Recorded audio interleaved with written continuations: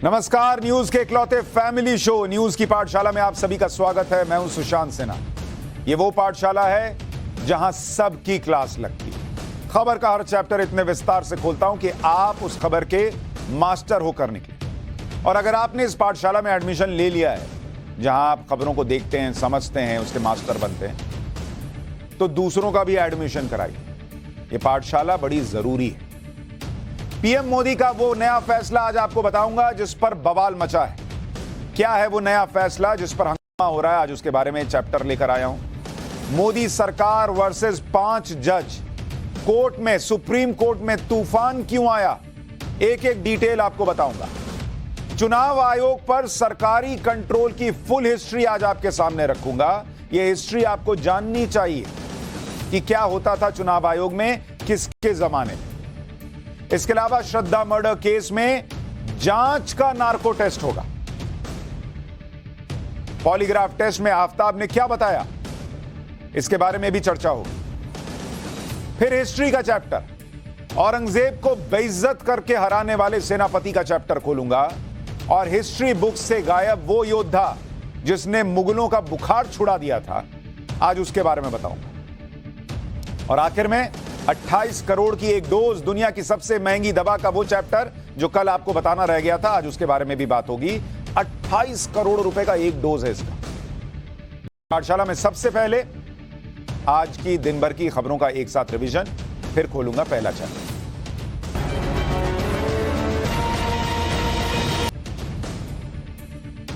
राजस्थान के मुख्यमंत्री अशोक गहलोत ने एक बार फिर से सचिन पायलट पर निशाना साधा है। अशोक गहलोत ने यह कह दिया कि सचिन पायलट गद्दार हैं और कभी भी मुख्यमंत्री नहीं बन सकेंगे। कांग्रेस हाईकमान ऐसे आदमी को मुख्यमंत्री नहीं बना सकता। गद्दार वर्ड यूज कर दिया। अशोक गहलोत के इस बयान पर कांग्रेस के मीडिया प्रभारी जयराम रमेश ने कहा कि इस मामले को पार्टी के अंदरूनी फोरम पर सुलझाया जाए। तिहाड़ में बंद दिल्ली सरकार के मंत्री सत्येंद्र जैन पर पहली बार गृह मंत्री अमित शाह ने बयान दिया। टाइम्स नेटवर्क के समिट में अमित शाह ने कहा कि सत्येंद्र जैन पर केजरीवाल और उनकी पार्टी को जवाब देना चाहिए। अमित शाह बोले कि सत्येंद्र जैन जेल में बंद हैं, जेल मिनिस्टर हैं और जेल मंत्री के पद से इस्तीफा नहीं दे रहे हैं। इस पर तो सवाल पूछा जाना चाहिए। दिल्ली की ऐतिहासिक जामा मस्जिद में लड़कियों की एंट्री पर जारी नोटिस को लेकर विवाद हो गया। जामा मस्जिद के मेन गेट पर एक नोटिस लगा दिया गया था कि अकेली लड़की या लड़कियों के आने पर पाबंदी। इस नोटिस पर दिल्ली महिला आयोग ने मस्जिद के इमाम को नोटिस जारी किया था। जामा मस्जिद के प्रवक्ता ने इस नोटिस का बचाव करते हुए कहा कि यह आदेश उन लड़कियों को लेकर है जो इस इबादत की जगह को मीटिंग पॉइंट के तौर पर इस्तेमाल कर रही थी और यहां आकर गाने आने पर वीडियो बना रही थी। मस्जिद प्रशासन की तरफ से भी कहा गया कि जो लड़कियां इबादत के लिए यहां आती हैं उन पर यह पाबंदी नहीं है। हालांकि टाइम्स नाउ नवभारत पर हमने यह मुद्दा उठाया और अब जामा मस्जिद के प्रशासन ने यह फैसला वापस ले लिया। उत्तराखंड में वक्फ बोर्ड के तहत आने वाले मदरसों में अगले शिक्षा सत्र से एनसीईआरटी का सिलेबस और ड्रेस कोड लागू होगा। वक्फ बोर्ड के अध्यक्ष शादाब शम्स ने कहा कि शुरुआत में 7 मदरसों को मॉडर्न स्कूल की तर्ज पर चलाया जाएगा। इन मदरसों में दूसरे धर्म के बच्चे भी पढ़ सके। बॉलीवुड एक्ट्रेस ऋचा चड्ढा अपने एक ट्वीट के कारण विवादों में घिर गई हैं। दरअसल सेना के उत्तरी कमान के commander lieutenant general Upendra Dwivedi ने कहा था कि अगर सरकार आदेश दे तो सेना पीओके में कार्रवाई करने के लिए तैयार है। इसी बयान पर ऋचा चड्ढा ने ट्वीट करते हुए लिखा कि गलवान सेज हाय। ऋचा चड्ढा का यह ट्वीट वायरल हुआ। आरोप लगा कि ऋचा ने सेना का अपमान किया है। सोशल मीडिया पर ऋचा चड्ढा को ट्रोल किया गया, विवाद बढ़ा, एफआईआर हो गई। बाद में ऋचा चड्ढा ने अपना ट्वीट डिलीट कर दिया और स्टेटमेंट जारी करके कहा कि उनका इरादा सेना का अपमान करने का नहीं था। अगर किसी को ठेस पहुंची है तो वो माफी मांगे। पाकिस्तान के प्रधानमंत्री शहबाज शरीफ ने लेफ्टिनेंट जनरल आसिम मुनीर को नया सेना प्रमुख नियुक्त कर दिया है। आसिम मुनीर पाकिस्तान की खुफिया एजेंसी आईएसआई के प्रमुख रह चुके हैं। पाकिस्तान के मौजूदा आर्मी चीफ जनरल बाजवा 29 नवंबर को रिटायर हो रहे हैं। जनरल बाजवा पिछले 6 साल से पाकिस्तान की सेना के प्रमुख रहे। जनरल बाजवा का कार्यकाल विवादों से भरा रहा। बाजवा पर आरोप लगे कि उनके इशारे पर ही 2018 के चुनाव के नतीजों में धांधली की गई, जिसके बाद इमरान खान प्रधानमंत्री बने। उनके परिवार के लोगों के करोड़पति बन जाने की खबरें आई, जिसके बारे में मैंने आपको पाठशाला में बताया था। ईरान की महसा अमीनी की मौत हत्या नहीं थी, बल्कि उसकी मौत नेचुरल थी। यह दावा ईरान के उप विदेश मंत्री अली बगेरी ने किया। अली बेगरी ने कहा है कि पश्चिमी मीडिया ने हमारे खिलाफ माहौल बनाया। उन्होंने कहा कि महसा अमीनी की मौत की वजह पश्चिमी ताकतें हैं। पुलिस हिरासत में महसा अमीनी की मौत के बाद ही ईरान में हिजाब के खिलाफ प्रदर्शन तेज हो गए थे, जो अब भी जारी। तो ये हो गया दिन भर की खबरों का रिवीजन और अब पाठशाला की पहली क्लास और इसमें पीएम मोदी के उस नए फैसले का चैप्टर जिस पर बवाल मच गया है। मोदी सरकार वर्सेस 5 जज, कोर्ट में तूफान क्यों आया है, इसके बारे में आपको डिटेल से बताऊंगा। और क्यों बता रहा हूं डिटेल से, ये क्यों देश के लिए जरूरी है ये चैप्टर देखना, इसके बारे में भी बताऊंगा।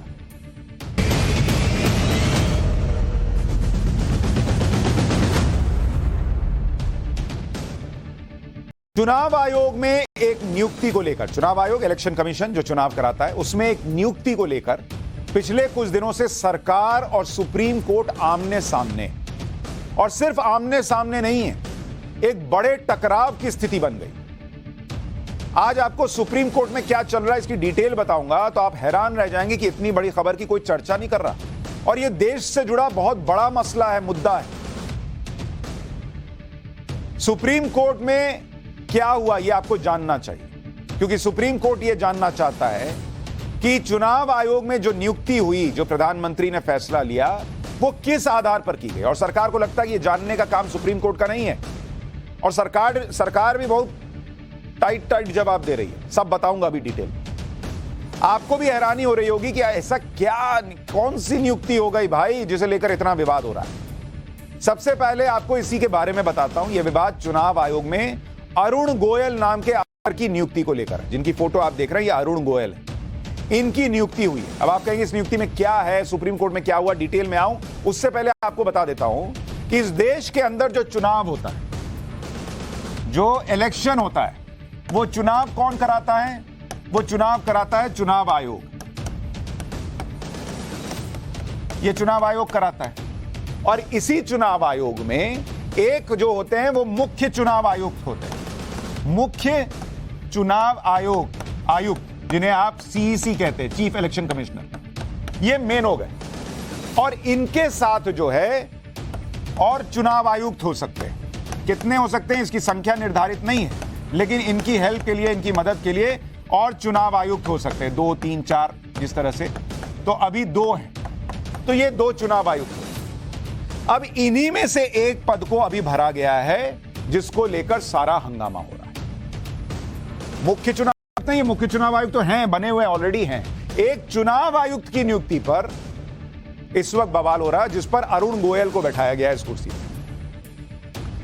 अब अरुण गोयल को बैठाने पर विवाद क्या हुआ, देखिए 19 नवंबर को ही उनको चुनाव आयुक्त बनाया गया, और मैंने बताया कि एक मुख्य चुनाव आयुक्त के अलावा 2 चुनाव आयुक्त होते हैं, उनमें से एक ये हो गए। और ये जो पद था चुनाव आयुक्त का, ये पद मई से खाली था।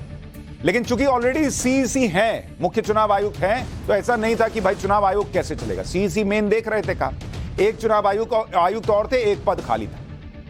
इसी पद पर पंजाब कैडर के आईएएस हैं अरुण गोयल, इनको नियुक्त किया गया। अरुण गोयल इससे पहले मिनिस्ट्री ऑफ हेवी इंडस्ट्रीज में सचिव रह चुके हैं। अब पहला बेसिक प्रश्न आपके मन में आएगा कि इसमें बड़ी बात हुई क्या भाई, इस तरह की नियुक्तियां तो होती रहती हैं, तो फिर क्यों यह नियुक्ति सुप्रीम कोर्ट में बहस का मुद्दा बन गई? क्यों इस पर इतना विवाद हो गया कि मुझे ये चैप्टर खोलकर बताना पड़ रहा है? इसको डिटेल में समझिए। चुनाव आयोग में नियुक्तियों के लिए कॉलेजियम सिस्टम जैसी या कॉलेजियम जैसे सिस्टम की मांग वाली याचिकाएं डाली गई, और इस पर सुप्रीम कोर्ट की संवैधानिक पीठ सुनवाई कर रही है। इसी बीच चुनाव आयुक्त के तौर पर अरुण गोयल की नियुक्ति हो गई, जिसके खिलाफ याचिकाकर्ता ने सवाल उठा दिया। याचिकाकर्ता का आरोप था कि कोर्ट में जब सुनवाई चल रही है तो सरकार ने जल्दबाजी में चुनाव आयुक्त अरुण गोयल की नियुक्ति की है। विवाद इसलिए भी हो गया क्योंकि चुनाव आयुक्त बनने से एक दिन पहले ही अरुण गोयल ने वीआरएस यानी वॉलंटरी रिटायरमेंट लिया। उन्हें दिसंबर में रिटायर होना था। 18 नवंबर को अरुण गोयल ने वीआरएस लिया, 19 नवंबर को उन्हें चुनाव आयुक्त बनाया गया, और 21 नवंबर को उन्होंने पद संभाल लिया। अब सुप्रीम कोर्ट ने यह कहा कि यह बहुत तेजी में हुआ है, बहुत जल्दबाजी में हुआ है, और इसलिए सवाल उठ रहे हैं। यह सुप्रीम कोर्ट पूछ रहा है। सुप्रीम कोर्ट ने यह कह दिया कि एक ही दिन में नियुक्ति कैसे हो गई, इतनी जल्दबाजी की जरूरत क्या थी, चुनाव आयुक्त का पद 15 मई से खाली था, 15 मई से 18 नवंबर के बीच क्या हुआ, सुप्रीम कोर्ट ने अरुण गोयल की नियुक्ति से जुड़ी फाइल सरकार से मंगवा ली। सुप्रीम कोर्ट ने कहा कि वो जानना चाहता है कि इसमें कुछ हैंकी पैंकी यानी कुछ गड़बड़ी तो नहीं है, अंग्रेजी में कहते हैं हैंकी पैंकी तो नहीं है, कुछ गड़बड़ी नहीं है ना भाई। अगर सरकार सही है तो डरने की जरूरत नहीं और कुछ छुपाने की जरूरत नहीं है। तो सरकार और सुप्रीम कोर्ट आमने सामने दिखने लगे। जो बातें सुप्रीम कोर्ट के अंदर हुई, एक एक डिटेल सुनिए। जबरदस्त बहस चल रही है अंदर, और इसी को लेकर पिछले 2 दिन में सुप्रीम कोर्ट में तीखी बहस हुई। संवैधानिक पीठ ने चुनाव आयुक्त के तौर पर गोयल की नियुक्ति में लाइटनिंग स्पीड यानी बिजली की रफ्तार से दिखाई गई तेजी पर सवाल उठाए। इस पर सरकार की तरफ से अटॉर्नी जनरल वेंकट रमणी ने बेंच से आग्रह किया।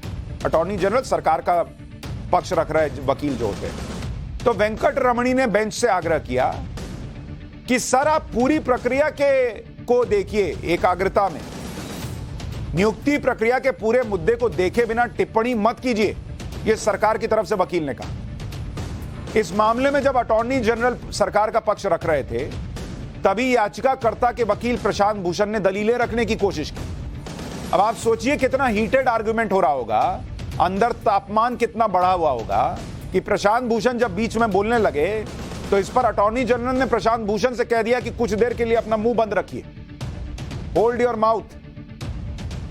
मतलब एक तरीके से अटॉर्नी जनरल ने प्रशांत भूषण को चुप करा दिया कि रुकिए अभी मुझे बोलने दीजिए, इस टाइप का भाव रहा। एकदम गरम गरम माहौल था। संवैधानिक पीठ के 5 जजों में से एक हैं जस्टिस अजय रस्तोगी। उन्होंने अटॉर्नी जनरल से सरकार के वकील से कहा कि आपको कोर्ट की बातें ध्यान से सुननी होंगी और जवाब देना होगा। कोर्ट किसी व्यक्ति विशेष की बात नहीं कर रहा है, कोर्ट प्रक्रिया की बात कर रहा है। इस पर अटॉर्नी जनरल ने कहा कि सरकार कोर्ट के हर सवाल का जवाब देने के लिए तैयार है, बाध्य है, हम दे देंगे जवाब।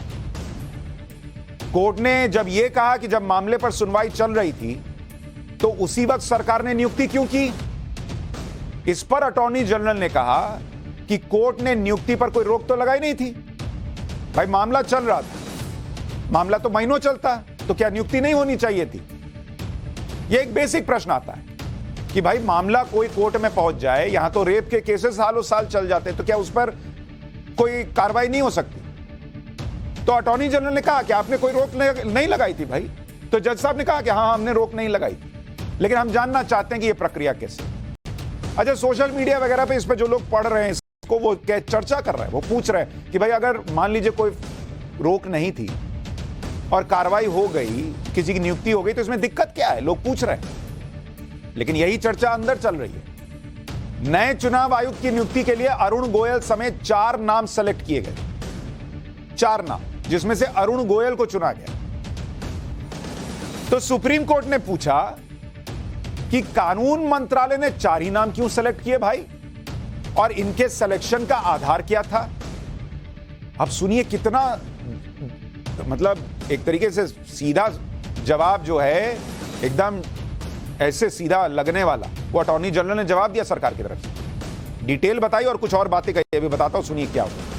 अटॉर्नी जनरल ने जवाब दिया कि ये 4 नाम department of personal and training यानी डीओपीटी के डेटाबेस से लिए गए, जो सार्वजनिक तौर पर उपलब्ध है। मतलब ऐसा नहीं है कि कहीं आसमान से 4 नाम गिर गए, वो डीओपीटी की साइट पर जो नाम सिलेक्टेड हैं उनमें से लिए हैं, ये अटॉर्नी जनरल ने एक तरीके से कहा। तो सुप्रीम कोर्ट ने यह कहा कि नियुक्त अधिकारी को एक दिन में वॉलंटरी रिटायरमेंट मिल गई, उसकी फाइल कानून मंत्रालय ने एक ही दिन में क्लियर कर दी। प्रधानमंत्री के सामने 4 नाम रखे गए थे, जिसमें से गोयल के नाम को मंजूरी मिली, 24 घंटे के अंदर ही राष्ट्रपति की भी मंजूरी मिल गई। इस पर अटॉर्नी जनरल ने जवाब दिया कि इस प्रक्रिया में कुछ भी गलत नहीं हुआ, पहले भी 12 से 24 घंटे में नियुक्तियां हो रखी हैं, ऐसा नहीं है कि देश में पहली बार ऐसा कोई 24 घंटे में नियुक्ति हो गई। अटॉर्नी जनरल सरकार के वकील ने कहा कि चुनाव आयुक्त की प्रोफाइल इंपॉर्टेंट होती है, ना कि स्वैच्छिक सेवानिवृत्ति यानी वॉलंटरी रिटायरमेंट इंपॉर्टेंट होता है, जिसे मुद्दा बनाया जा रहा है। मतलब एकदम टाइट बहस चल रही है, इधर से सवाल, इधर से एकदम कड़ा जवाब।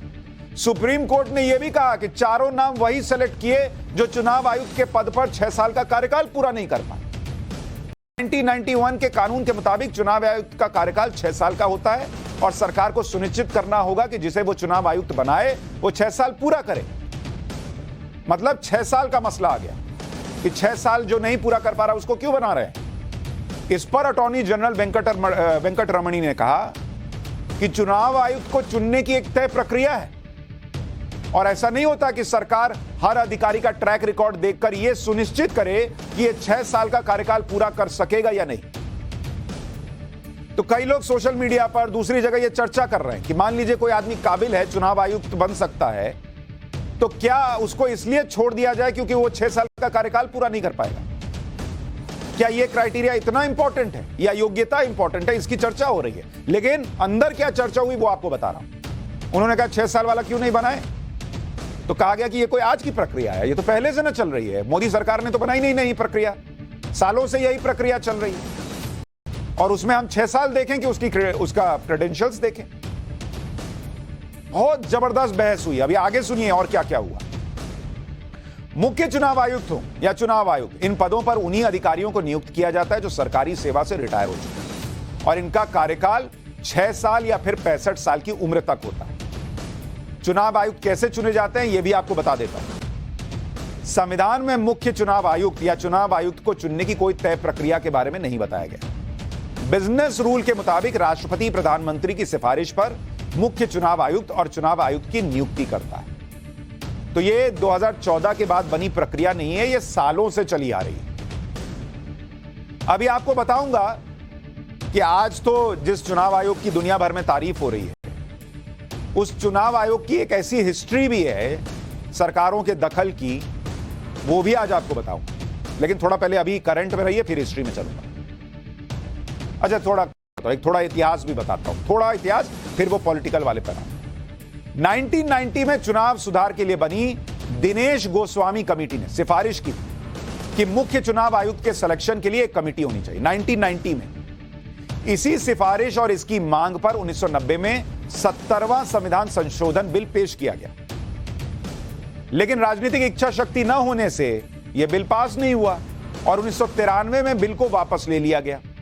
तब से ऐसा कोई बिल आया ही नहीं। एक सच्चाई यह भी है कि 1996 में टीएन सेशन के बाद किसी भी चुनाव आयुक्त ने 6 साल का कार्यकाल पूरा ही नहीं किया। लेकिन इससे इतना तो क्लियर हो गया कि जो पूरी प्रक्रिया है वो आज की नहीं है। फिर कई लोग ये भी पूछ रहे हैं कि आज जो लोग गए हैं, प्रशांत भूषण जिनके वकील बने हैं, ये लोग 2022 में जाकर ये कह रहे हैं कि कोलेजियम सिस्टम जैसा कुछ लेकर आइए चुनाव आयुक्त को नियुक्त करने के लिए। इतने साल में इन लोगों को ध्यान नहीं आया। खैर, वो अपना कुछ पूछते रहती है, वो भी आपको बता रहा हूं। लेकिन कोर्ट के अंदर क्या हुआ ये ज्यादा इंपॉर्टेंट है। सुप्रीम कोर्ट के सामने जो याचिका है उसमें 2 बातें कही जा रही है कि चुनाव आयोग में नियुक्तियां कोलेजियम सिस्टम की तरह हों, और दूसरा यह कि चुनाव आयोग में नियुक्ति के सिस्टम में चीफ जस्टिस को भी शामिल किया जाना चाहिए। कि चुनाव आयुक्त नियुक्त हो तो उसकी प्रक्रिया में चीफ जस्टिस भी हो। अब इसमें जो दूसरी बात है कि चीफ जस्टिस को भी इसमें रखिए, इसका एक उदाहरण देकर आपको समझाता हूं कि इससे क्या फर्क पड़ जाएगा। जो लोग सवाल पूछ रहे हैं, कई लोग लेख लिख रहे हैं, मैं आपको यह उदाहरण से बताता हूं। आपने सुना होगा इस देश में एक चीज है जिसका नाम बार बार आता है और वो है CBI, central bureau of investigation. सब लोग कहते हैं ना सीबीआई से जांच कराइए, सीबीआई से जांच कराइए। इस सीबीआई का एक डायरेक्टर होता है, सीबीआई डायरेक्टर।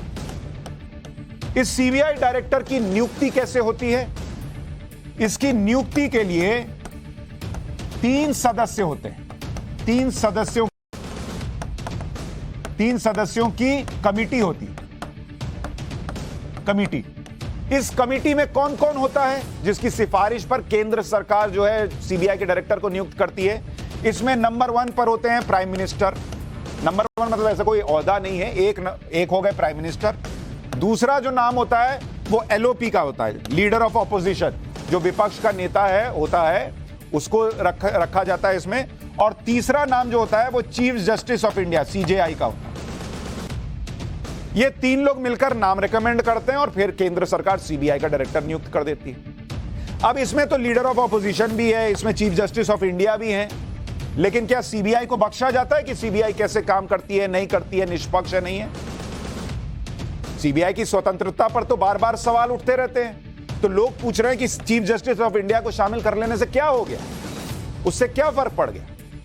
और जिस इलेक्शन कमीशन की हो रही है उसकी तारीफ तो दुनिया भर में होती है कि क्या शानदार इलेक्शन कराया जा रहा है। वो वीवीपैट की एक एक पर्ची मिलान कर ली जाती है, एक पर्ची गलत नहीं निकलती।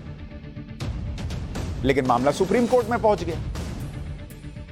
सुप्रीम कोर्ट में चल रही सुनवाई के दौरान अटॉर्नी जनरल ने एक अहम बात कही। अटॉर्नी जनरल ने यह कहा कि सवाल यह भी है कि क्या कार्यपालिका के हर छोटे छोटे काम की समीक्षा करेगा क्या सुप्रीम कोर्ट या कोर्ट करेगा?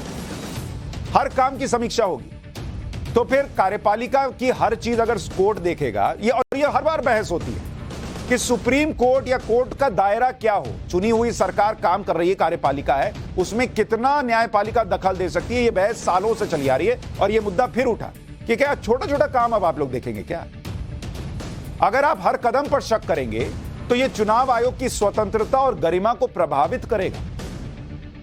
और मैं ये चैप्टर आज आपको खोल के एक एक डिटेल क्यों बता रहा हूं, क्योंकि यहां लोग हैं जो किसी जज ने क्या कहा, एजी ने क्या कहा, अटॉर्नी जनरल ने, इसका छोटा छोटा हिस्सा निकालकर ऐसा मुद्दा बना देंगे जैसे लगेगा कि चुनाव आयोग की निष्पक्षता पर सुप्रीम कोर्ट ने सवाल उठा दिया।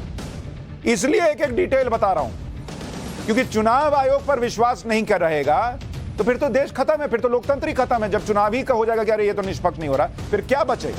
इसलिए एक एक डिटेल आपको बता रहा हूं कि ये इंपॉर्टेंट सुनवाई है, बहुत समझिए, कोई घुमाएगा तो घूमिएगा मत। सुप्रीम कोर्ट ने यह नहीं कहा कि चुनाव आयोग निष्पक्ष नहीं। आयोग के बारे में लोगों की राय पर भी बुरा असर डालेगा, यह चिंता जताई कोर्ट के अंदर केंद्र सरकार ने। सरकार की तरफ से यह भी कहा गया कि अभी तक चुनाव आयोग की स्वतंत्रता को लेकर कोई ऐसा सवाल खड़ा नहीं हुआ और अंतर्राष्ट्रीय स्तर पर भारतीय चुनाव प्रक्रिया की तारीफ हुई है। इसके अलावा यह भी कहा गया कि जजों की नियुक्ति में भी कई बार अजीब चीजें हो जाती हैं, लेकिन अगर इसी तरह से चुनाव आयोग के मामले में कुछ होता है तो क्या कोर्ट को दखल देना चाहिए? आ गया इसका मामला जो बार बार होता है कि जज ही जज को क्यों नियुक्त करते हैं, यह बहस तो कई बार चलती है। इस पर जस्टिस रस्तोगी ने भी कहा कि एक समय ऐसा था जब जजों की नियुक्तियां ऐसे होती थी कि चीफ जस्टिस किसी वकील को भी कह देते थे कि ज्वाइन कर लो। वो सिस्टम काम कर रहा था, लेकिन एक समय के बाद सवाल उठे, फिर नया सिस्टम लाया गया। अब नया सिस्टम भी काम नहीं कर रहा, खुद मान रहे हैं जज कि नया सिस्टम भी काम नहीं कर रहा। इस पर भी सवाल उठ रहे हैं। इसी तरह का सवाल इस मामले में भी है। लेकिन फिर चर्चा जब जस्टिस ये कह रहे थे तो ये होने लगी कि जो सिस्टम नहीं काम कर रहा है जजों की नियुक्ति का, और जज खुद मान रहे हैं, उसमें भी कोई छेड़छाड़ हो नहीं पा रही। लेकिन जिस चुनाव आयोग पर कोई ऐसा बड़ा कोई दाग नहीं लगा, उसमें चुनाव आयुक्त की नियुक्ति कैसे होती है, क्या होती है, इस पर चर्चा चल रही है। वैसे ये बहुत विरोधाभास है कि एक संवैधानिक संस्था दूसरी संवैधानिक संस्था की चयन प्रक्रिया के बारे में पूछे। यह भी एक चुनौती है। अगर आप देखेंगे कि एक तरफ कौन है, एक तरफ है सुप्रीम कोर्ट जो सवाल पूछ रहा है, जिसके पास लोग गए हैं कि भैया जो चुनाव आयुक्त नियुक्त होता है इसकी प्रक्रिया तय होनी चाहिए, और दूसरी तरफ जिस पर प्रश्न उठ रहे हैं वो चुनाव आयोग है। और ये दोनों जो है ये संवैधानिक संस्थान है। दोनों संविधान के अनुच्छेद 324 में संविधान इसमें अनुच्छेद 324 है। अनुच्छेद 324 ये सब पढ़ा कीजिए, ये सब जानना चाहिए। अनुच्छेद 324 संविधान का है जिसमें चुनाव आयोग का जिक्र है। तो यह संवैधानिक संस्था, और संविधान के अनुच्छेद 124 में सुप्रीम कोर्ट का जिक्र है, यह भी संवैधानिक संस्था है। तो कई जानकार प्रश्न पूछ रहे हैं कि अब एक संवैधानिक संस्था दूसरी संवैधानिक संस्था में कैसे नियुक्ति होगी, क्या होगा अगर इसका प्रश्न उठाएगी, तो ये तो मामला गड़बड़ा जाएगा। ये इधर से पूछेंगे, वो उधर से पूछेंगे, ये क्या चलेगा इस देश में। अब जो लोग चुनाव आयोग में नियुक्ति के लिए कॉलेजियम सिस्टम की मांग कर रहे हैं, उन्हें यह भी पता होगा कि सुप्रीम कोर्ट के जजेस की नियुक्ति कॉलेजियम सिस्टम के आधार पर होती है, और इस सिस्टम पर सवाल भी उठ चुके हैं। जजों की नियुक्ति के कॉलेजियम सिस्टम की आलोचना इसलिए होती है क्योंकि इसमें आरोप लगते हैं कि इसमें चयन प्रक्रिया में पारदर्शिता का अभाव है, जजों की नियुक्ति का क्या आधार है ये नहीं पता चलता, इसमें भाई भतीजावाद की संभावना होती है, यह आरोप लगता है, इसमें नियुक्ति पर सार्वजनिक विवाद होने की संभावना होती है, कई बार प्रतिभाशाली लोगों की अनदेखी होती है। इतने बड़े बड़े आरोप लगते हैं, लेकिन यह चीज नहीं बदली। यह भी कहा जाता है कि कॉलेजियम पर नियुक्ति और ट्रांसफर का प्रशासनिक बोझ भी रहता है, क्योंकि उनके पास कोई अलग सचिवालय नहीं होता। उनके पास अपना कोई इंटेलिजेंस गैदरिंग मैकेनिज्म नहीं होता जिससे वो कैंडिडेट्स का पर्सनल और प्रोफेशनल बैकग्राउंड चेक कर सके। बंद कमरे में फैसले हो जाते हैं। कई बार कॉलेजियम सुप्रीम कोर्ट में नियुक्ति के लिए सिर्फ हाई कोर्ट के सीनियर मोस्ट जजेस को देखता है, जिससे दूसरे प्रतिभाशाली जजेस और वकील नजरअंदाज हो जाते हैं। ये आरोप लगते रहे, लेकिन उस सिस्टम को कोई छू नहीं सकता। अभी हाल में कानून मंत्री किरेन रिजिजू ने भी कहा था कि कॉलेजियम प्रणाली की प्रक्रिया बहुत अपारदर्शी है। दुनिया में कहीं भी जज जजों की नियुक्ति नहीं करते। जजों का प्राथमिक कर्तव्य न्याय देना होता है, ना कि जजों की नियुक्तियों को तय करना। आधे से अधिक समय जज न्याय देने के बजाय जजों की नियुक्ति में समय बिताते हैं, यह कानून मंत्री का बयान। लेकिन सुप्रीम कोर्ट ने सुनवाई के दौरान, यह डिटेल आपको बता दी, आगे भी बताऊंगा जब इसमें कुछ चीजें आएंगी, लेकिन इसी सुनवाई के दौरान पूर्व चुनाव आयुक्त टीएन शेषन का भी जिक्र है। सुप्रीम कोर्ट ने कहा कि देश में कई मुख्य चुनाव आयुक्त हुए हैं, लेकिन टीएन शेषन कभी कभार ही होते हैं और कोर्ट नहीं चाहता कि कोई सरकार चुनाव आयोग को दबाने की कोशिश करे। हमारी टीम को, पाठशाला को, कि बहुत सारे ऐसे लोग होंगे जो टीएन शेषन के बारे में नहीं जानते होंगे।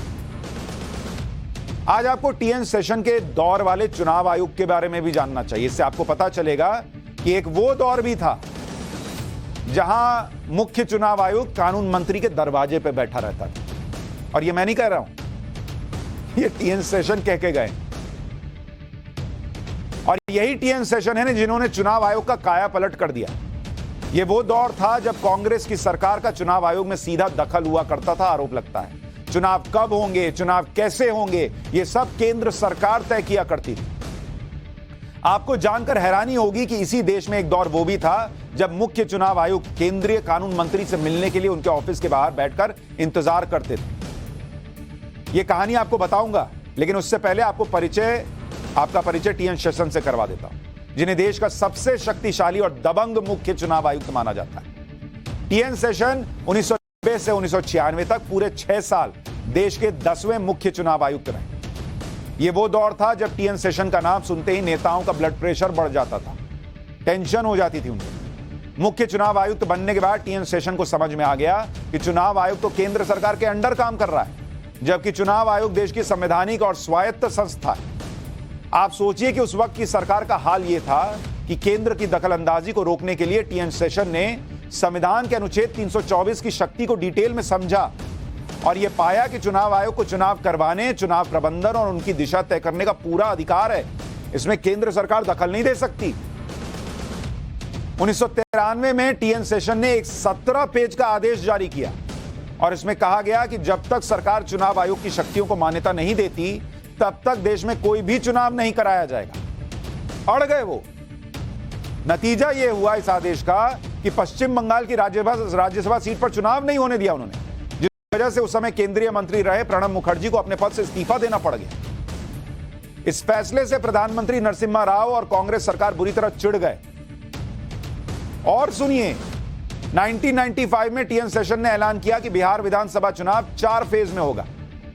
तब विधानसभा चुनाव 1 फेज में हो जाता था और इसके पीछे सबसे बड़ा कारण यह था कि बिहार में बूथ कैप्चरिंग को रोकना है, इसलिए 4 फेज में इलेक्शन कराओ। टीएन शेषन के इस फैसले से लालू प्रसाद यादव बहुत नाराज हो गए। आप में से बहुत लोग बूथ कैप्चरिंग नहीं जानते होंगे। वो पेपर में वोट पड़ता था, आते थे लोग बंदूक लेके बिहार में, धाए धाए सब बाहर, धड़ाधड़ छापा पड़ा और हो गया बूथ कैप्चर और पड़ गया वोट। यह दौर होता था, टीएन शेषन ने उसको बदला। इस घटना के बाद देश के कई नेताओं ने टीएन शेषन को पागल तक कह दिया। यह वो दौर था जब चुनाव अधिकारी सरकारों के इशारे पर काम करते थे। एक इंटरव्यू में टीएन शेषन ने खुद खुलासा किया था कि वो जब कैबिनेट सेक्रेटरी थे, सुनिएगा, जब कैबिनेट सेक्रेटरी थे, तब तत्कालीन प्रधानमंत्री ने कहा कि मैं चुनाव आयोग को जाकर, यानी मतलब टीएन शेषन से कहा कि चुनाव आयोग को जाकर बता दो कि मैं फलाना फलाना तारीख को चुनाव करवाना चाहता हूं।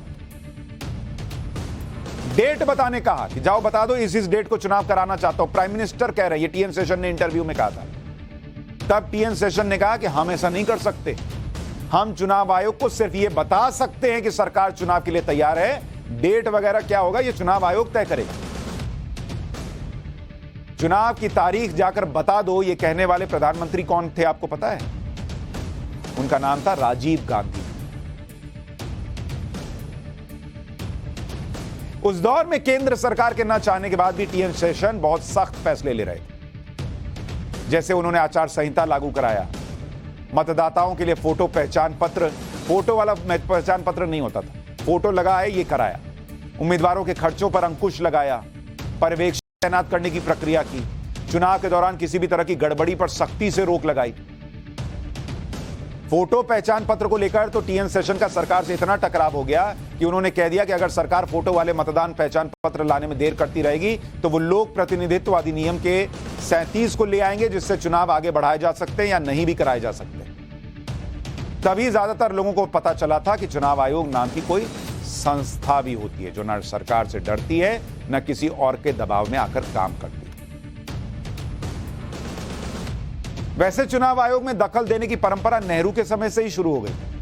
1947 में देश की आजादी के बाद कांग्रेस सरकार जल्द से जल्द चुनाव चाहती थी, इसलिए नेहरू ने उस समय भारत के पहले मुख्य चुनाव आयुक्त सुकुमार सेन को कहा कि मार्च 1951 से पहले चुनाव की सारी तैयारी खत्म कर दो, डेडलाइन दे दी।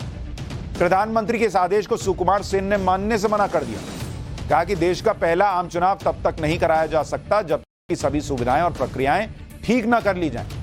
चुनाव आयोग को पर्याप्त समय चाहिए। दरअसल नेहरू चाहते थे कि कांग्रेस को चुनावों में स्वतंत्रता आंदोलन का पूरा लाभ मिले, क्योंकि तब तक कई वामपंथी दल जनता में लोकप्रिय हो रहे थे। कांग्रेस की आंधी के बावजूद पहले चुनाव में भारतीय कम्युनिस्ट पार्टी 16 सीटें, जयप्रकाश नारायण और डॉक्टर राममनोहर लोहिया की सोशलिस्ट पार्टी को 12 सीट, आचार्य जेबी कृपलानी की किसान मजदूर पार्टी को 9 सीट और दूसरी पार्टियों और निर्दलियों को मिलाकर 38 सीटें आई। इसलिए कहा जाता है कि चुनाव आयोग पर दबाव बनाया जा रहा था कि जल्दी से जल्दी इलेक्शन हो जाए। यह सिलसिला टीएन शेषन के आने के बाद 1990 तक चल रहा था। टीएन शेषन के आने के बाद खत्म हुआ। अब तो बहुत चीजें बदल गई, सब कुछ सामने है, लेकिन कुछ लोग मामला लेकर कोर्ट चले गए और वहां क्या हो रहा है यह डिटेल इसलिए बताए कि कोई आपको घुमा फिरा ना सके। पाठशाला में अब श्रद्धा मर्डर केस का चैप्टर, जिसकी जांच का आज टेस्ट करेंगे।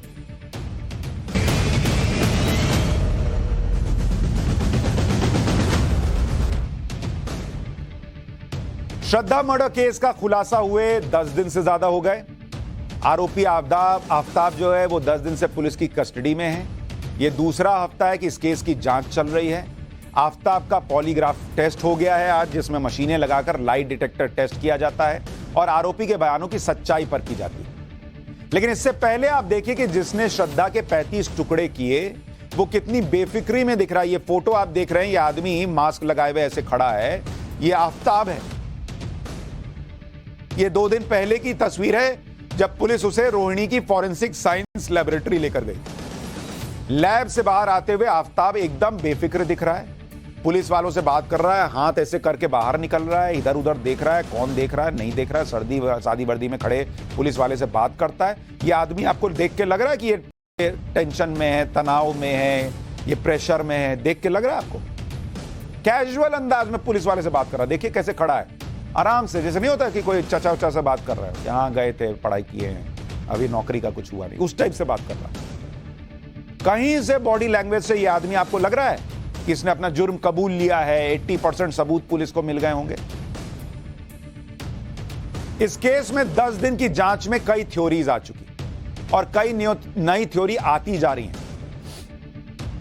जैसे एक नई थ्योरी आई है श्रद्धा मर्डर केस की। इन थ्योरीज को सुनिए। श्रद्धा मर्डर केस, अब इसमें नई थ्योरी आई, नई थ्योरी। अब ये नई थ्योरी क्या कह रही है भाई? ये नई थ्योरी कह रही है कि आफ्ताब ने 5 चाकू से श्रद्धा के शरीर को काटा, कि 5 चाकू था और उसने उससे आफ्ताब ने श्रद्धा के टुकड़े कर दिए। अरे भाई, पुलिस ने आफ्ताब के फ्लैट से 5 बड़े चाकू बरामद कर लिए, ये कहा जा रहा है। ये चाकू किचन में रखे हुए थे जो बेहद शार्प हैं, इनकी लंबाई 5 से 6 इंच। आफ्ताब के फ्लैट से बरामद किए गए चाकुओं को जांच के लिए भेज दिया गया। अब फॉरेंसिक टीम ही बता पाएगी कि क्या इन चाकुओं का इस्तेमाल आफ्ताब ने श्रद्धा की बॉडी को काटने के लिए किया या नहीं किया। लेकिन ये जो जांच चल रही है, जरा इसका आप नार्को टेस्ट कीजिए कि ये कितनी सही दिशा में जा रही है, सही बातें निकल कर आ रही हैं या नहीं आ रही। आप खुद सोचिए कि जिस हथियार से श्रद्धा के शव के टुकड़े किए गए, वो 10 दिन में अभी मिल नहीं पाया और कहा जा रहा है 80% केस सॉल्व हो गया। अच्छा, इतना ही नहीं, अभी तक कहा जा रहा था कि आफताब एक आरी खरीद के लाया, उससे 2 दिन काटता रहा बॉडी को, उसका सिर फ्रिज में रख दिया। ऐसी ऐसी थ्योरीज निकल कर आ रही थी। अब अचानक 10 दिन बाद 5 चाकू की एंट्री हो गई है कि उसने एक नहीं कई हथियारों से श्रद्धा के टुकड़े टुकड़े किए। तो जिसके पास 5 चाकू थे वो आरी क्यों खरीद के लाया? आरी से काटा तो 5 चाकू की थ्योरी कहां से आई? यानी जो थ्योरीज आ रही हैं वो मैच नहीं हो रही एक के साथ एक। जांच से जुड़ी एक और थ्योरी है कि 80%, थ्योरी नंबर 2, 80% जांच पूरी हो गई। 80% जांच तो तभी पूरी होगी ना भाई जब आपको सबूत मिल गए। कोर्ट में दिल्ली पुलिस ये कह चुकी कि 80% जांच पूरी कर ली गई। ये कैसी 80% जांच पूरी है बॉस, जिसमें अभी पहले आरी से काटा, 5 चाकू से काटने की बात हो रही है? और 80% जांच पूरी हो गई है तो कोई ये बताए कि अगर जांच पूरी हो गई तो ये जो पॉलीग्राफ टेस्ट चल रहा है, ये जो नार्को होना है, ये किस बात के लिए हो रहा है?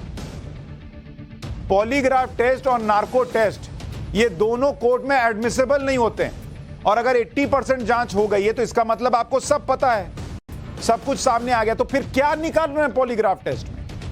दिल्ली के रोहिणी में फॉरेंसिक साइंस लेबोरेटरी में आफताब के पॉलीग्राफ टेस्ट का दूसरा सेशन शुरू हो चुका है। बुधवार को यह सेशन नहीं हो पाया था क्योंकि आफताब की तबीयत ठीक नहीं थी। आफताब को पॉलीग्राफ टेस्ट के लिए कल भी बुलाया जा सकता है और 2 दिन में इसकी रिपोर्ट आएगी कि झूठ बोल रहा है कि सच बोल रहा है। तो 80% अगर जांच पूरी हो गई तो अभी झूठी और सच चेक कर रहे हो आप, और इसके बाद नार्को टेस्ट भी करोगे जो सोमवार को होना है। इसका मतलब 80% जांच की बात में डाउट क्रिएट हो रहा है लोगों के मन में। जांच की एक और थ्योरी है सीसीटीवी फुटेज, कि वो दिख गया उस दिन जो है 18 तारीख को सीसीटीवी फुटेज कि रात में बैग टांग के ले जा रहा है। ये वाला फुटेज है, कैमरा 1 18 अक्टूबर का वीडियो बताया जा रहा है। अब आफताब केस में ये जो सीसीटीवी फुटेज है, इसमें पुलिस कह रही है कि बहुत बड़ा सबूत है। सुबह 4 बजे का है और एक बैग ले जाते हुए वो दिख रहा है। जांच करने वालों को शक है कि आफताब श्रद्धा के शव के बचे हुए टुकड़े फेंकने गया था। लेकिन सवाल यह है कि श्रद्धा की हत्या को 18 मई को हुई, वो अक्टूबर तक उसके शव के टुकड़े क्यों रखेगा? 18 मई से 18 अक्टूबर तक वो शव के टुकड़े ही फेंक रहा था, 6 महीने तक फेंक ही रहा है। और ये तो वो टाइम था। और इस बॉक्स में देखिए, बॉक्स देख के लग रहा है कि किसी का शव लेकर जाया जा रहा है। तो एक फुटेज मिल गई है और उसको ऐसा बताया जा रहा है जैसे सबसे बड़ा सबूत मिल गया। अच्छा, एक थ्योरी ये भी चल रही है कि डायरी में लिखता था कि कहां पर बॉडी के पार्ट्स फेंके। तो एक आदमी बॉडी के पार्ट फेंक रहा है क्योंकि वो अपनी गुनाह को छुपाना चाहता है, और दूसरी तरफ वो डायरी में लिख के रख रहा है कि कहां कहां फेंका हूं। क्यों? कल को उसको बुक लिखनी है कि मैं कहां कहां फेंका। और अगर डायरी में लिखा ही है कि कहां कहां फेंका तो पुलिस उसको लेकर ढूंढ क्या रही है? फिर सीधा लेके जाए और डायरी में पढ़े, जाके ढूंढ ले। बॉस, इतनी चीजें निकल कर आ रही हैं जिसमें प्रश्न खड़े हो रहे हैं कि कैसी 80% जांच हुई। मुंबई में पुलिस जो है वो समुद्र में फोन तलाश रही है। आज फुटेज आया कि समुद्र में जाके समुद्र में फोन तलाश रही है। समुद्र में फोन मिलेगा और इनकी 80% जांच पूरी हो गई। ये देखिए, ये फुटेज है, समुद्र में फोन तलाश रहे। बॉस, अभी भी जितनी डिटेल आ रही हैं उससे ये समझ में नहीं आ रहा कि कौन सी थ्योरी सही है, नहीं है, कौन सी कहानी है, क्या है। पुलिस सच में 80% जांच कर पाई है, नहीं कर पाई है? आप सच बोल रहा है, घुमा रहा है? अभी बहुत इस केस में सवालों के जवाब मिलने बाकी हैं। हर बात पर यकीन करके मत बैठिए कि जांच जो है वो एकदम कंप्लीट ही हो गई और सब सामने आ गया। पाठशाला में अब हिस्ट्री की क्लास, जिसमें नॉर्थ ईस्ट के उस महान सेनापति का चैप्टर खोलूंगा जिसने मुगल बादशाह औरंगजेब को उसकी जिंदगी की सबसे करारी हार दी थी, जो आपको हिस्ट्री की क्लासेस में शायद ही पढ़ाई गई।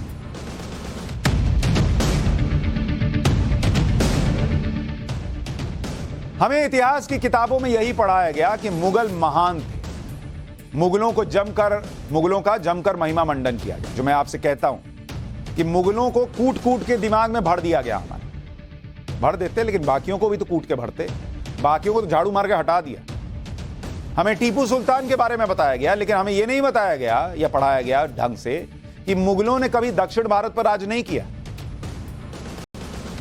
क्योंकि छत्रपति शिवाजी महाराज औरंगजेब के सामने चट्टान की तरह खड़े थे। चोल राजा थे जिनके बारे में मैंने आपको बताया है, हिंदू चोल राजा दक्षिण में किस तरह से राज कर रहे थे। उसी तरह से मुगल, जिनको इतना महान बताया जाता है, जो दक्षिण में कभी राज नहीं कर पाए, वो कभी पूर्वोत्तर भारत पर भी राज नहीं कर पाए। और यहां मुगलों को जिसने हराया और पूर्वोत्तर भारत से खदेड़ दिया, जिसने मुगलों का बुखार छुड़ा दिया, जिन्हें आज भी लोग पूर्वोत्तर का शिवाजी मानते हैं, आज पाठशाला में मुगलों को हराने वाले महान सेनापति लचित बोरफुकन के बारे में आपको बताऊंगा। और यह नाम यहां बोर्ड पर लिख रहा हूं, इसको अपने जहन में बैठाइए, अपने बच्चों को बताइए। जो फैमिली शो कहता हूं न्यूज का, उन बच्चों को दिखाइए कि ये इनके बारे में आपको जानना चाहिए।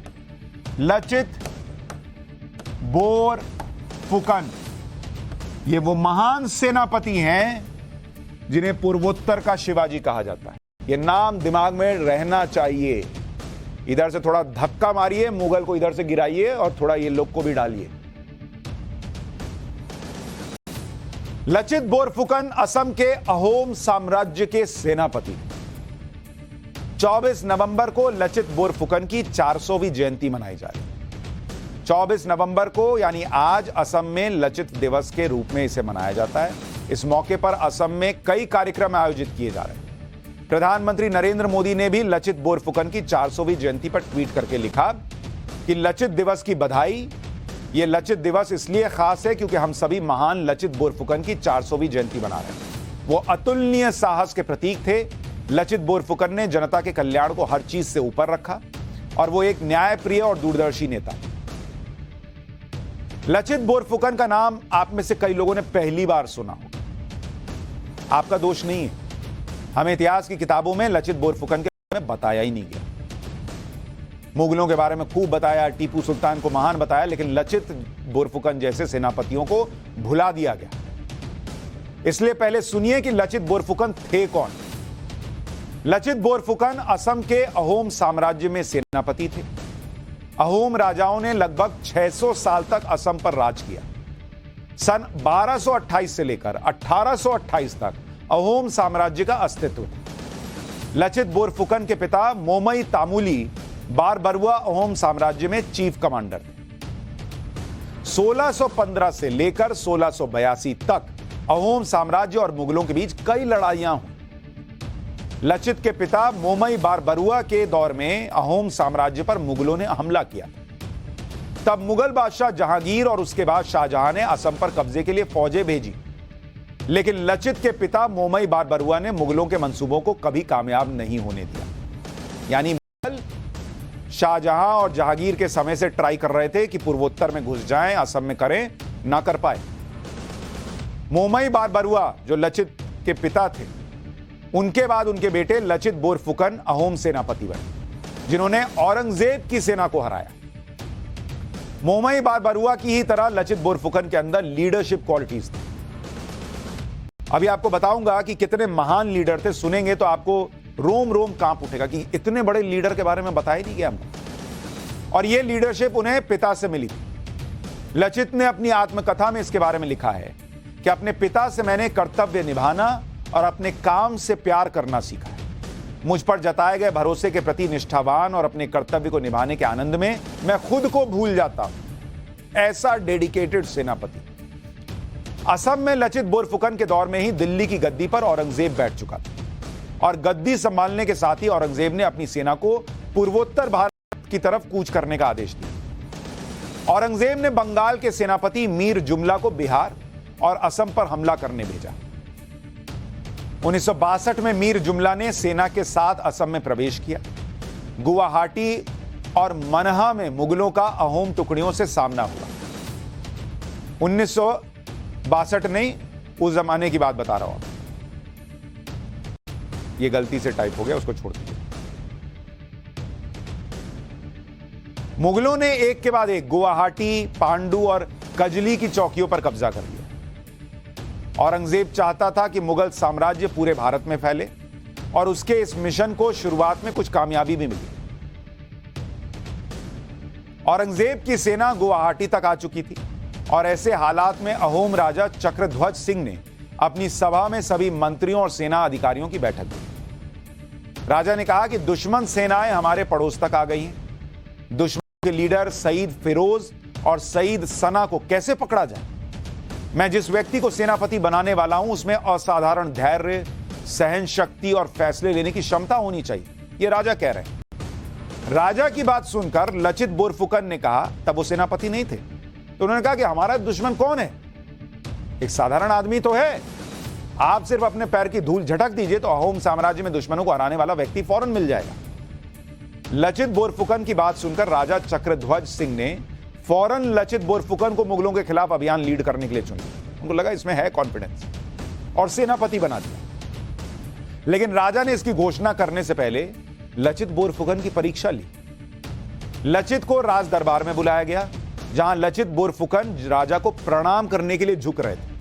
उसी समय पीछे से एक सैनिक आया और लचित बोरफुकन के सिर का सुरक्षा कवच, जिसको हेलमेट टाइप कह लीजिए कुछ, वो लेकर भाग गया। उस समय सैनिक के सिर से उसका कवच अपमान माना जाता था।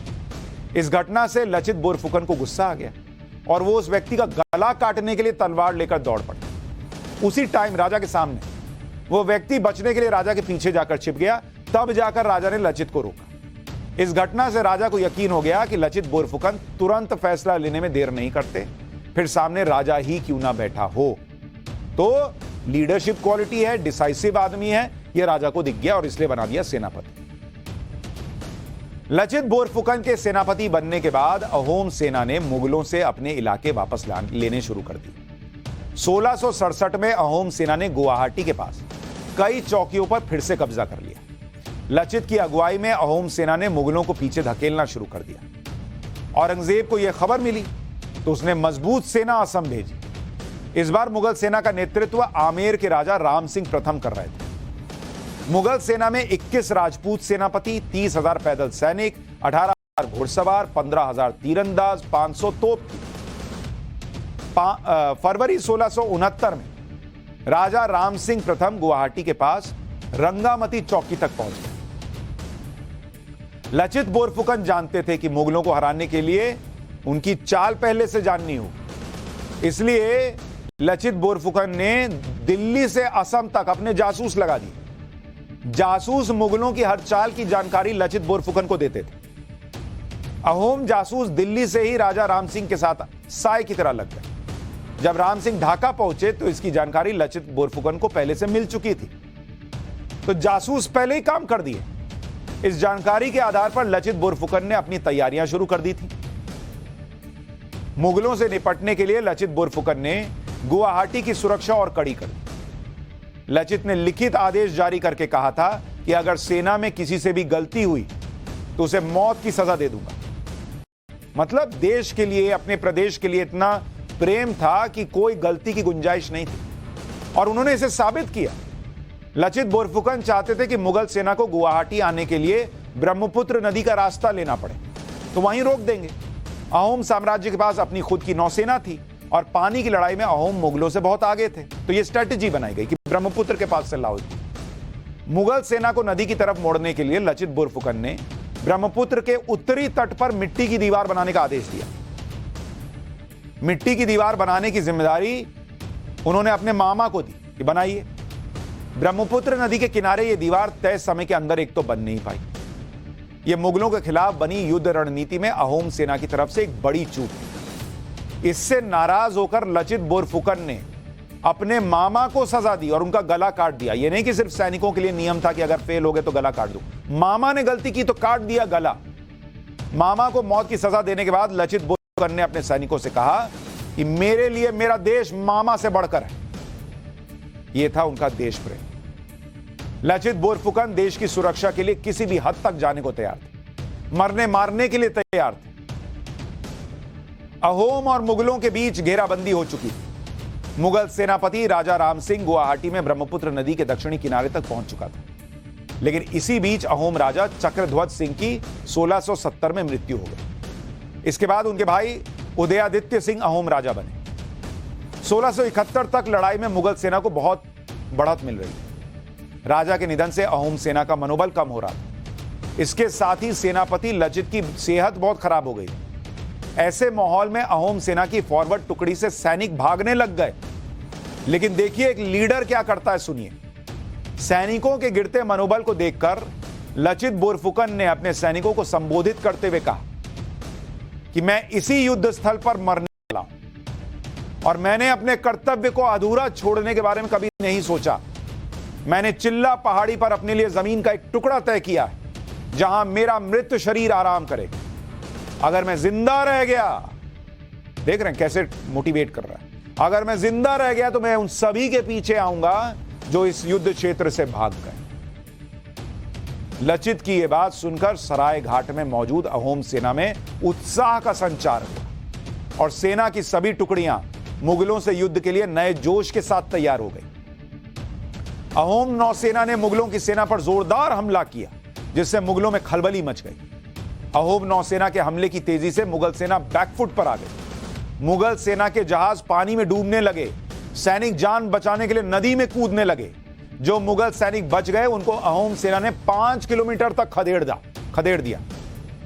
लचित बोरफुकन ने आदेश दिया कि मुगलों को और दूर तक खदेड़ कर आओ। नहीं होता कोई भाग रहा है तो कहते हैं रुक अभी, वैसा दूर तक खदेड़ कर आओ बोला। लेकिन फिर ज्योतिषियों की सलाह पर लचित बोरफुकन ने मुगलों का पीछा छोड़ दिया। जब भागो यहां से। इस युद्ध में औरंगजेब की सेना को भारी नुकसान हुआ और बुरी हार हुई। युद्ध में हार के बाद औरंगजेब के सेनापति राम सिंह प्रथम ने लचित बोरफुकन और अहोम सेना की तारीफ करते हुए कहा था कि हर अहोम सैनिक नाव चलाने, तीर चलाने, बंदूक और तोप चलाने में माहिर था। मैंने भारत के किसी भी भाग में इस तरह की बहुमुखी प्रतिभा के धनी सैनिक नहीं देखे। अगर कोई असम पर हमला करने के लिए आता है तो उसके गाल पर झाड़ुओं से मार पड़नी चाहिए। राम सिंह ने यह भी कहा था कि लचित बोरफुकन कोई साधारण नायक नहीं। बोरफुकन की युद्ध कला में कोई कमी नहीं दिखाई दी। लचित बोरफुकन मुगलों की ताकत और उनकी युद्ध शैली जानते थे। लचित बोरफुकन को पता था कि मुगल सिर्फ खुले मैदान में लड़ना चाहते हैं और मुगलों की इसी कमजोरी का फायदा बोरफुकन ने उठाया। लचित बोरफुकन युद्ध के लिए मुगलों को पहाड़ और नदी की तरफ धकेल रहे थे। तुमको खुले में लड़ना पसंद है, अभी आओ तुमको घेरते हैं। मुगलों को पहाड़ और पानी में लड़ने का विशेष अनुभव नहीं था। लचित बोरफुकन ने मुगलों के खिलाफ छत्रपति शिवाजी की युद्ध शैली का प्रयोग किया। इसे आज के दौर में गुरिल्ला युद्ध शैली कहा जाता है। दुश्मन पर थोड़े थोड़े अंतराल पर योजना बनाकर हमला किया जाता है। दुश्मन को रणनीति बनाने और विरोधी की लोकेशन पता लगाने का मौका नहीं मिलता। लचित तलवार चलाने में भी माहिर थे। उनके पास हेंग दांग नाम की खतरनाक तलवार थी। यह थी अहोम सेनापति लचित बोरफुकन की बहादुरी। उन्होंने खुद बीमार होने के बाद भी अहोम सेना का मनोबल इतना बढ़ा दिया कि अहोम सेना औरंगजेब की सेना का सफाया कर चुकी थी। लेकिन इतिहास की किताबों में आपको यह नाम जो बोल्ड लेटर में लिखा होना चाहिए था, लचित बोरफुकन, यह इतिहास की किताबों में उस तरह से नहीं मिलता, बहुत ज्यादा लिखा हुआ नहीं मिलता। कभी सोचिएगा कि क्या लचित बोरफुकन के बारे में देश को नहीं जानना चाहिए था? पूछिए, आज डिस्कस कीजिए अपने आप में, आप में से कितनों को लचित बोरफुकन के बारे में पता है? आपके बच्चों को पता है क्या? नेशनल डिफेंस एकेडमी, एनडीए जिसे कहते हैं, आपको पता है उसके बेस्ट कैडेट को कौन सा अवार्ड मिलता है? बेस्ट कैडेट को मिलता है लचित बोरफुकन स्वर्ण पदक। सोचिएगा इतिहास हमें कैसे पढ़ाया गया है।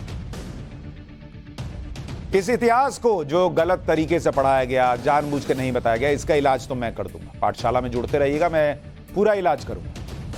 लेकिन अब एक दूसरे इलाज की बात। पाठशाला में अब दुनिया की सबसे महंगी दवा का चैप्टर। आपको यह तो पता है कि कई ऐसी खतरनाक बीमारियां जिनके इलाज में बहुत से लोग घर बिक जाते हैं। लेकिन आज मैं जिस दवा के बारे में बताने जा रहा हूं, उसे खरीदने के लिए बैंक से लोन भी मिलना मुश्किल है।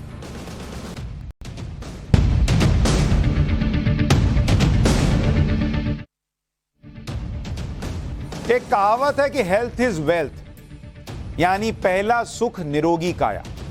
ऐसा इसलिए कहा जाता है ताकि आप बीमारी से शरीर को होने वाले नुकसान और महंगे इलाज के खर्चे से बच सकें।